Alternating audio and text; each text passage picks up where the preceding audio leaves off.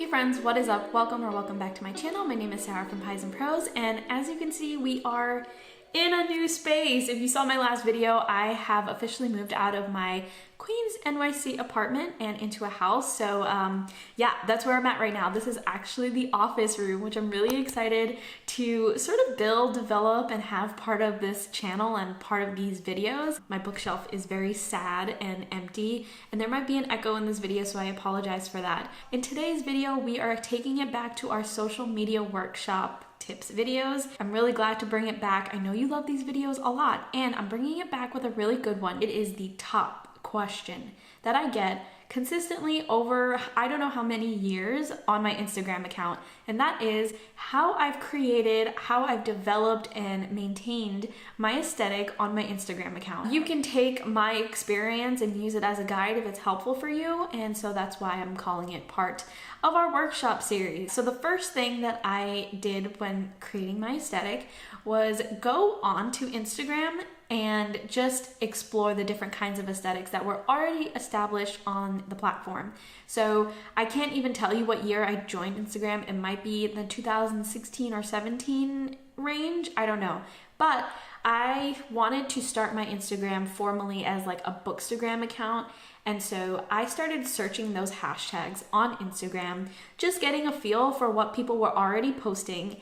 And if you know anything about Bookstagram, if not, there is a large variety of things that you can find through that hashtag in terms of aesthetics. There's just so many. It can range from very, very simplified photos to super intricate photos with lots of props, and the colors also vary. It can be super colorful, it can be pastels, it can be cool toned, it can be warm toned, all of these different things. So it was a lot of fun browsing and learning in the beginning. I ended up gravitating towards the aesthetics that were warm toned. I love warm toned things in general, and so seeing warm toned photos were absolutely appealing to me, and I wanted to go down that route. That is when I realized that I wanted to go the warm toned route when it comes to my profile. When I decided that I wanted to go warm toned, I didn't decide at the time if I wanted to have really intricate photos or if I wanted to have simplified photos. I just wasn't sure at the time because I loved both. So what I did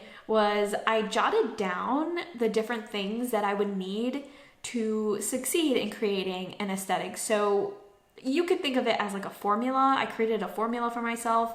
I thought about what kinds of media would I need to post, which of course at the time was pretty heavily just photos. And so I jotted down that I needed to take a lot of photos, but also what kinds of photos. So I took note of the really intricate photos, which needed a lot of props, and in the Bookstagram community, obviously you need books. And then I also took note of the simplified photos and the way that I can use maybe one book and create a whole photo out of just one book as opposed to many books and many props and things like that. So I took note of the structure of photos. So flat lays were really, really popular at the time. So I took note of how to make flat lays.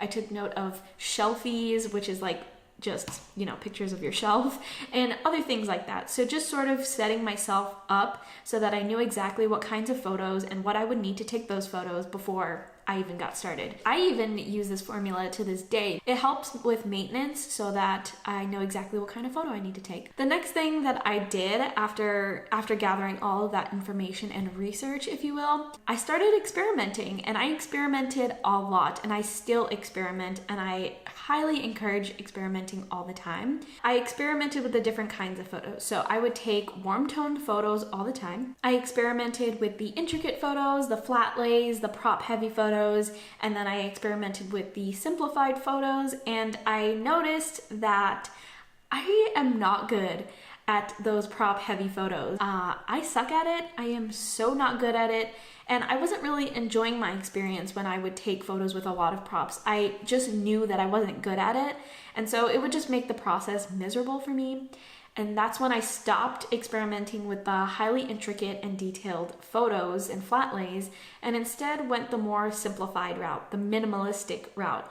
And as soon as I did that switch, I noticed a big positive change. I was actually enjoying the things that I was doing, the photos that I was taking, but I also noticed that when I would post on Instagram, a lot of people liked the photos that were simplified, that were more minimalistic. Through that experimentation, I realized not only am I a warm-toned aesthetic, but I'm a warm-toned minimalist aesthetic on Bookstagram. So I was getting really detailed there. I was really like fine-tuning my aesthetic there. As you can see on my account, I am still with that aesthetic and it's been going strong. And it all happened because of experimentation. I will also say that not only did I experiment with the style of photo I was taking, but I was also experimenting for a short period of time with cool tones. I did that for maybe a couple of months, and I quickly realized that that was also not for me. So if you want to see some of those cool tone photos, they're a little bit further back on my Instagram account. I never archived them. So once I experimented, I started getting good feedback. I started feeling good about the kinds of things that I was posting, and I knew that I was in my comfort zone. That is when I started committing and saying, this is my aesthetic. Some more consistency things started to come up so that I can make my aesthetic 100% me and unique to me. The first thing is tone and vibe. When it comes to my profile accounts and my aesthetic, I have a very specific tone and vibe in my captions, in the way that I chat with people, in the way that I post my stories. It's very chill, it's very relaxed and not passive, but just neutral and very, very relaxed and cozy and nothing too aggressive, which there's nothing wrong with that. That is just the tone and vibe that I went with. And I will say, I'm very proud of this.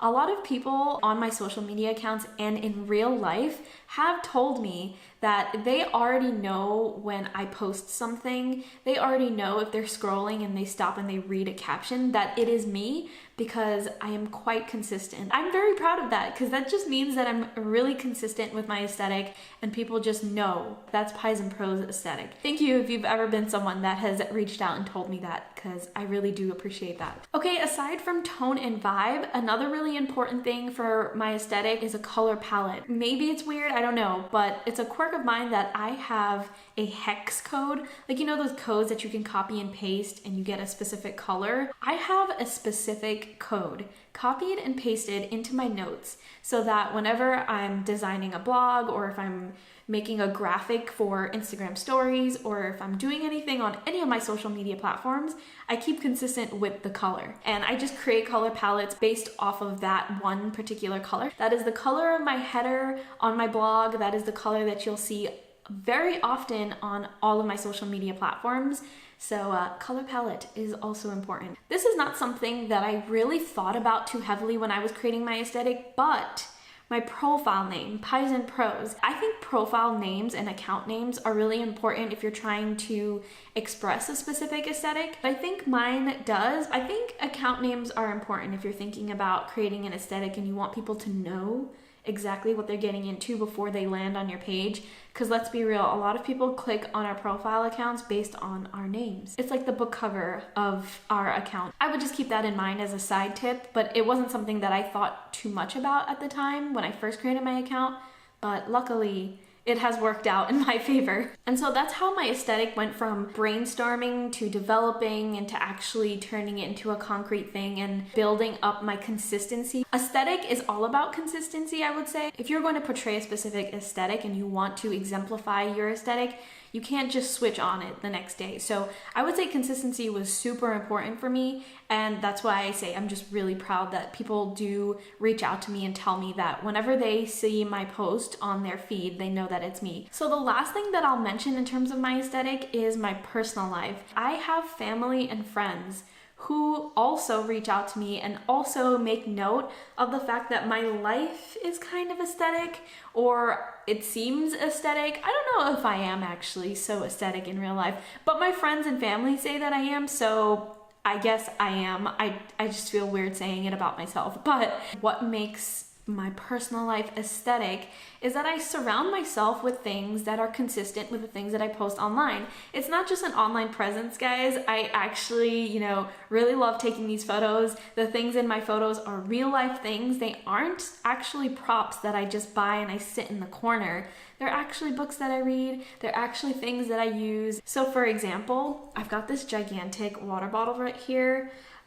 the aesthetic is not that it's gigantic, but the aesthetic is that it's really sleek. People in my life are just like, yeah, that's her aesthetic. Of course she has this really beautiful aesthetic looking water bottle. I also have like a home decor style that matches with the photos that you see, because of course I'm taking photos in my space. Clothing, I have a very specific style that matches the color palette and casual style of my Instagram account or my profile accounts. Everything in my day-to-day life, and I don't do it so that I'm forcing myself into my aesthetic. From the very beginning of this, I have been saying this is the aesthetic that works for me. I experimented and I realized that it fits me best. It is my real life, but it is also the way that I run my accounts and my brands online, because that's just genuinely what I love to share. It is so strange to define yourself in a way that's aesthetic, because obviously you don't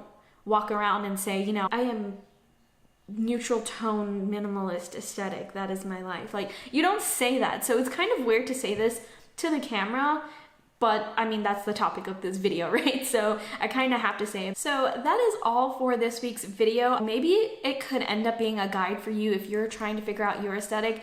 I know in the world of Instagram and TikTok and YouTube, aesthetics can mean a million different things, but I'm sure that you can figure one out for yourself through these different experiences that I've had over the years. Like I said, I started off one way in 2016 or 2017, and here I am now in 2021. And I will say it only took a couple of years to this point where I feel 99 to 100% confident in my aesthetic. Don't feel like, you know, you need to conform to any kind of aesthetic that you see online. Work with what you see, experiment, develop it for yourself, and just make it your own, and make sure that you're having fun when you're doing this. It's all about being genuine and actually enjoying what you're doing. So best of luck if you are trying to figure out your aesthetic. Let me know what aesthetics really appeal to you. I will say, as a random thing, an aesthetic that really appeals to me, but I don't do myself, is like gothic styles, very like Halloween forward accounts. I love them so much, and I follow so many of them. Let me know what yours are as well. Definitely like this video if you've gotten this far. I would super appreciate it if you did, and thank you so much for watching. I will talk to you in the next video.